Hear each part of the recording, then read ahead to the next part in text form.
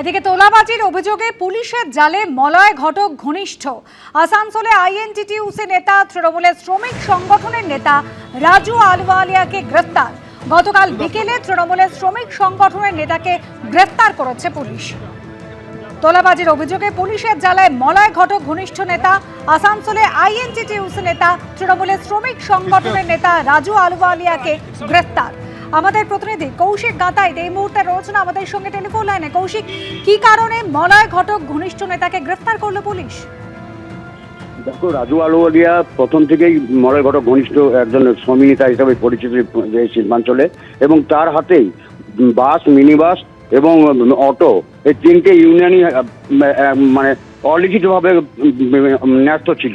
এবং তার বিরুদ্ধে যেটা অভিযোগ যে 2021-এর ভোট পরবর্তী হিংসায় সে সক্রিয় ভূমিকা গ্রহণ করেছিল এবং এই বাস, মিনি বাস এবং অটো ইউনিয়নের থেকে ব্যাপক পরিমাণে তোলাবাজি করতো সে।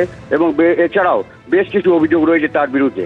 তাকে গতকাল বিকেলে আসানসোল দক্ষিণ থানার পুলিশ গ্রেপ্তার করে পর আজ সকালে তাকে আসানসোল আদালতে পেশ করা হয়। ধন্যবাদ কৌশিক।